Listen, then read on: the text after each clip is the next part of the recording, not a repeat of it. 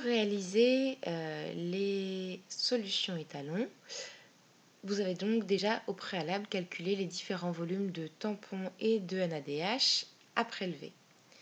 Pour réaliser la première solution, donc à 0 millimolaire, il convient donc de prélever 5 ml de tampons.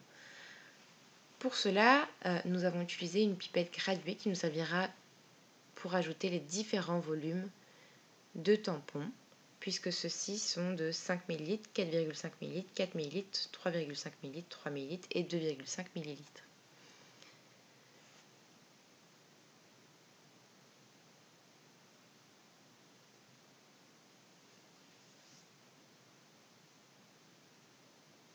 Pour réaliser la deuxième solution, à une concentration de 0,5 millimolaire, ajoutez donc 4,5 ml de tampon à l'aide de la pipette graduée de 5 ml.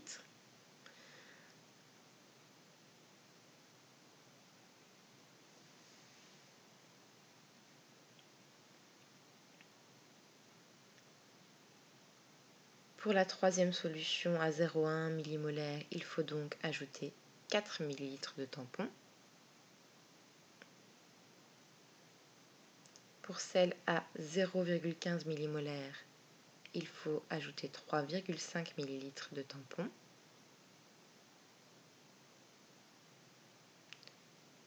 Pour celle à 0,2 millimolaire, il faudra ajouter 3 ml de tampon. Je vous invite d'ailleurs à regarder la gestuelle.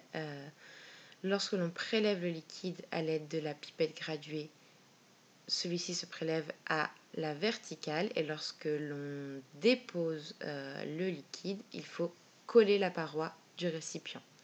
Par la suite, nous allons ajouter le volume de NADH. Les volumes étant relativement petits, allant de l'ordre de 0,5 ml à 2,5 ml, nous le ferons à la micropipette.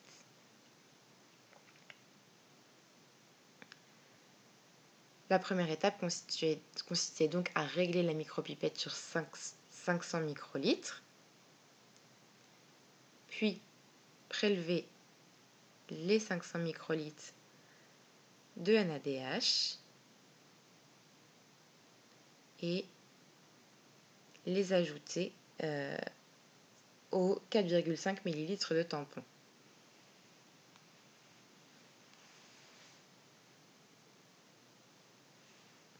Réglez ensuite la micropipette sur 1 ml, soit 1000 microlitres,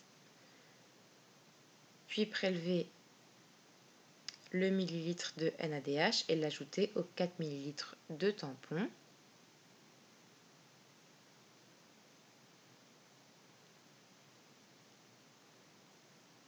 Prélevez 1 ml de NADH, modifiez la micropipette afin d'indiquer 500 microlitres, prélevez les 500 microlitres et les ajouter au tube contenant 3,5 ml de tampon.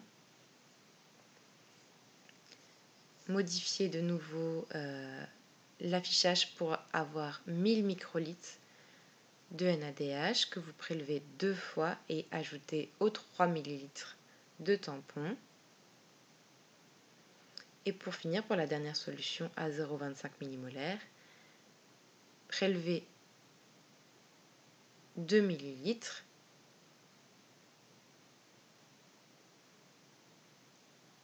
et après modification de la micropipette, ajoutez les 500 microlitres restants. Vous avez ainsi obtenu votre gamme de solutions étalons. Il reste cependant à homogénéiser les solutions avant de les mettre dans les cuvettes de spectrophotométrie.